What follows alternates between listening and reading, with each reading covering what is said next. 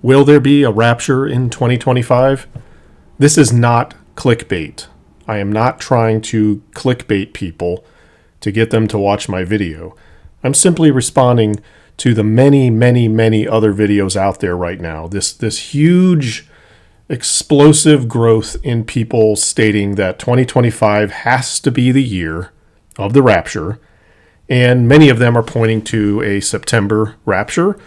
And many of them are even getting more precise and saying September 23rd, 24th is the rapture. For example, this guy's video is making the rounds and adding fuel to the fire. And Jesus appears as, you guys are sitting opposite me. He appears in front of me. I'm looking at him and he says these words. From the time Israel became a nation in 1948, there will be 77 years to the Exodus. Now, he used the word Exodus, but he was talking about the rapture. Okay. Now, he is far from alone in saying this kind of stuff. Just go on YouTube and look around. You'll see hundreds and hundreds and hundreds of videos like these that are getting a lot of views. 50,000 views on a short here. Ready or Not, Rapture Update 2025. If the words 2025 and Rapture appear in the video content or in the video title, it's getting watched. September 23rd, 25, Rapture happens this September 22nd and 23rd. The God a Minute clown bag jumped on into the fray when he hosted this lady back in February. She's a genius. She's a real prophet. She's been saying 2025 for 30 years. So 30 years ago, she was a mocker and a scoffer to all these rapture watch liars, right? Because she said the rapture ain't going to happen for 30 years. Now she's a hero. Well, look at her. She's been saying this for 30 years. Let's bring her on the program and get 106,000 views. I mean, she really knows her stuff, having said 30 years ago, 2025. Even Heather R. pulled her head out of her you-know-what for a while and made a video, will the church still be here in September 2025? Got 7,000 views. She's been getting a couple of hundred views on her videos lately because she hasn't been talking about rapture dates. I mean, I'm sure this is not clickbait either, just like my video is not clickbait. By the way, she's not on board with this at all. Of course, Rapture channels exist only to entertain people with fantasy stories about escaping life today and being whisked off into heaven forever without dying. That's why they exist. They know that there are hundreds of thousands of people who believe in a rapture, who are hurting, who are tired of life, some of whom are desperate, and they want their ears tickled on a daily basis with promises of being soon whisked to heaven, and that's why these people exist. Don't let them fool you and lie to you and tell you they exist to glorify Christ, because lying to people in Christ's name, that doesn't glorify him at all. And we all know they're lying because they all know they're wrong. They've been wrong. They know they've been wrong. They will continue to be wrong, and they know it. So these are the two prominent people. That's why I'm featuring them here in this video. Not picking on them or mocking them. Let's listen in here. Okay. So again, if you're just reading here and you're like, show me where it says 6,000 years. Show me where it says Jesus is on the cross at 4,000 years. This is from us, Bible scholars, digging into the word, end time Bible scholars that God promised at the end. I'm going to open up their understanding. Yeah. So that's exactly what we're doing. We're breaking this be read, and it is clear, very clear, when you understand how to read the secret level, that he says 6,000 years. The cross was 4,000. You got 2,000 till I come back, and I'm going to reign for exactly 1,000 years. It's not going to be 2001, 2, or 3 years. It's going to be 2,000. I'm back, and I'm going to start my 1,000-year reign, and Satan's going to be locked up for 1,000 years, and we're going to be with him for 1,000 years. It's non-negotiable. Non-negotiable, he says. Non-negotiable. This is mathematics. You can't mess with the numbers. That's it. Anybody want to take any bets on when this fails? That in 2026, 2027, 2028, This guy will be right back on YouTube with a totally different theory. See, where they've gotten to now is these guys just don't care anymore. They are now outwardly telling their audience, hey, I could completely be wrong here. I mean, I'm going to talk right now as if I know exactly what I'm talking about and I'm 100% confident in it. And God told me because I'm a end times watchman. So obviously God is telling me what to say. But I could be wrong. So don't get excited about it. And if I am wrong, don't get upset about it. I'll just be back with some news stories to tell you. They're just coming right out and saying that now. Here's Tyler.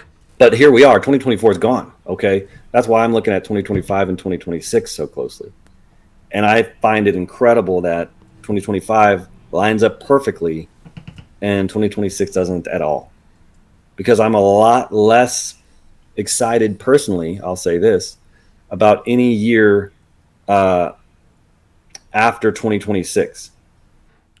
Yeah, how much do you want to make a bet that 2026 passes into 27, he'll suddenly get excited about it again? These people kick the can down the road. These people move the goalposts all the time. Barry Awe especially. So here he is again back, in his 2025 video. Listen carefully as he tells you the crucifixion was in 32 AD. Look, 29 is off the board. 30, it was a possibility, but that means we would have gone in 2023.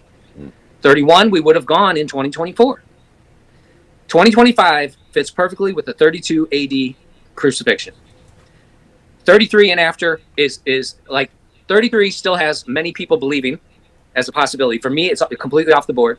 But after 34, nobody in history, because...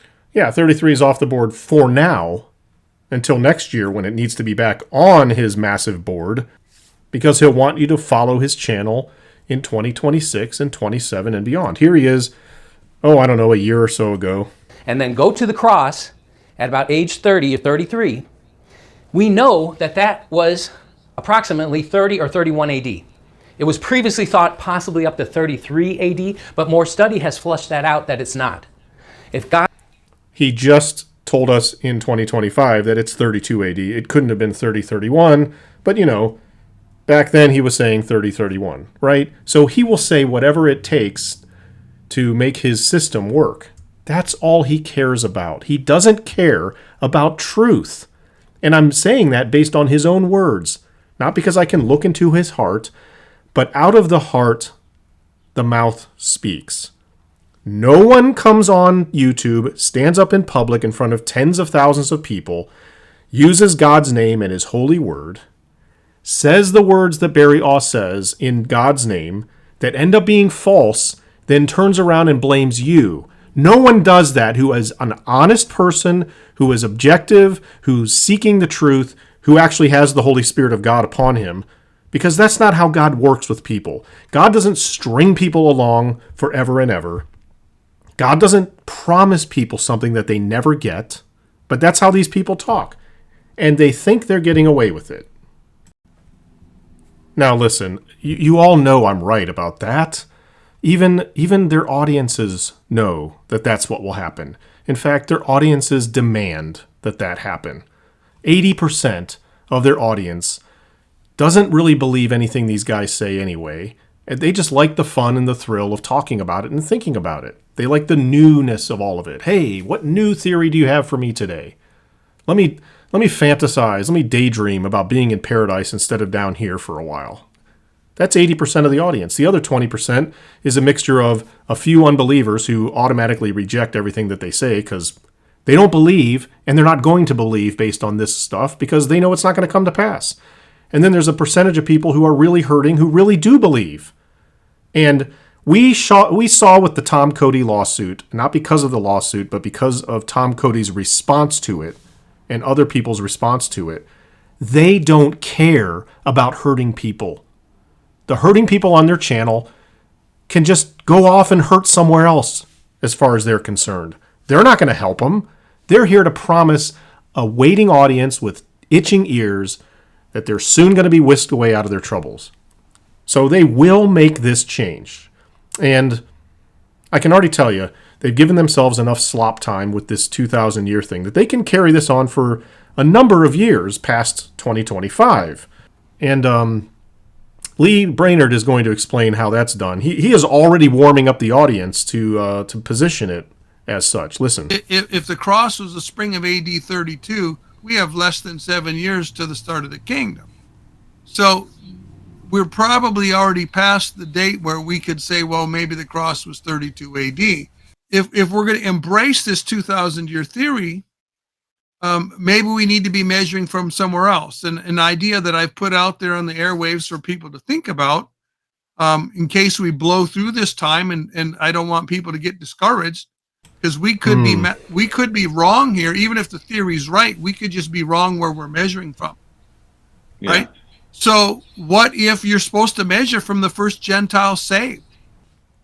Yeah, see, and he admits that people get discouraged when stuff like this is put out there and then it doesn't come to pass. And it's interesting to hear Lee Brainerd admit that the very things that he's been talking about all along could end up discouraging people. And I got to ask this question, Lee. If what you do is a ministry, and the thing that you are doing in this ministry is actually turning people into discouraged, hurting, questioning, and faithless people that you then have to apologize to because of what you said to them and did, and that's your ministry? What kind of ministry is that? We can come up with some pretty cool theories on how we think it might play out. But ultimately, the church that's been looking for the coming of the Lord, the Watchman community for the last 50 years, we've embarrassed ourselves many, many times. And we haven't embarrassed ourselves for the last time yet. I admit that that's pretty bold and forthright and honest. I appreciate that. But again, why are these people calling this a ministry when clearly it's discouraging people, it's embarrassing the church, it's embarrassing the people who are saying it? Why are they doing it? Why are you doing it, Lee? Pete, Garcia, why? Tyler, all the hundreds of guys that are on YouTube saying all this when they know they're probably wrong? Why are you doing it? Well, I know why. Because you want attention. You love the attention, and it's a fun thing to talk about. So, is that really a good use of your time? Is that a good use of the testimony of the church?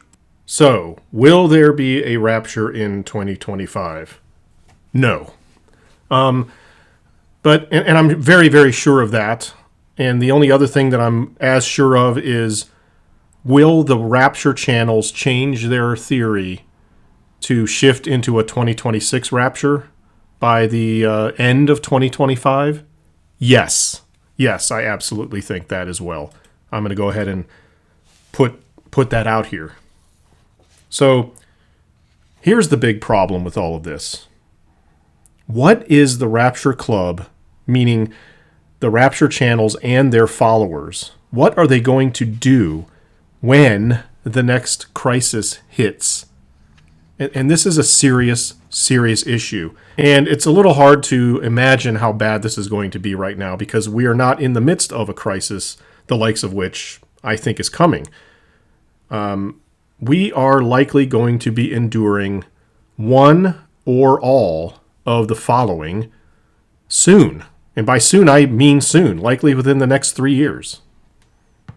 First of all, some kind of economic downturn is extremely likely, or even a Great Depression, the likes of which we have not seen in most of our lifetimes.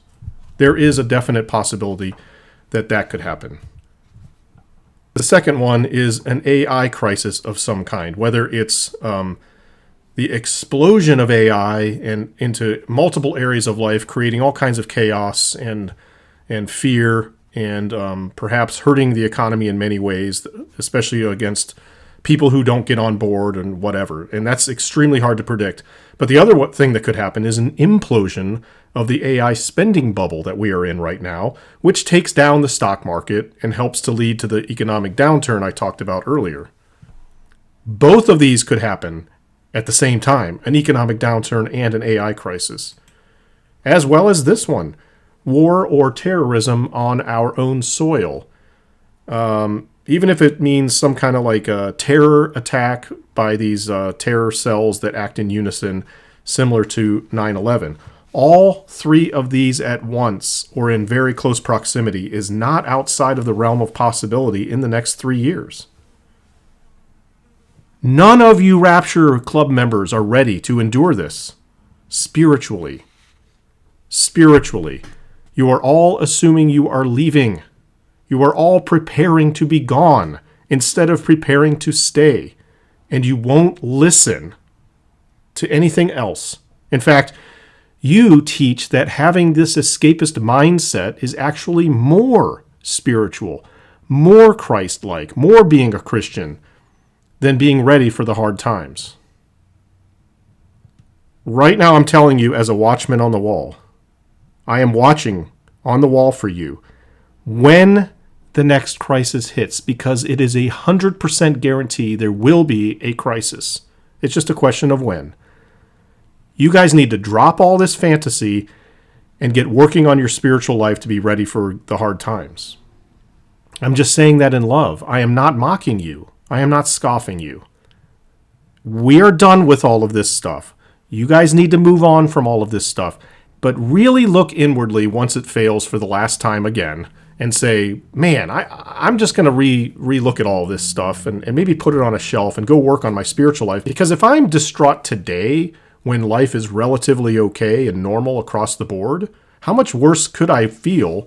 How much worse will I be spiritually if and when that crisis hits? See, the Rapture channels, they don't care what happens when 2025 ends with no rapture. They don't care about hurting vulnerable people. They don't care about hurting vulnerable people. They don't care about making people angry or frustrated or discouraged. Most importantly, they don't care about taking the Lord's name in vain, misusing his name for their own benefit. They will be right back here in 2026 with brand new theories, brand new promises of things that don't come to pass. And when the crisis hits, you guys are going to be in trouble. These YouTube false prophets, time after time, they're wrong over and over and over. And people still listen to them. They've got hundreds of thousands of subscribers on YouTube.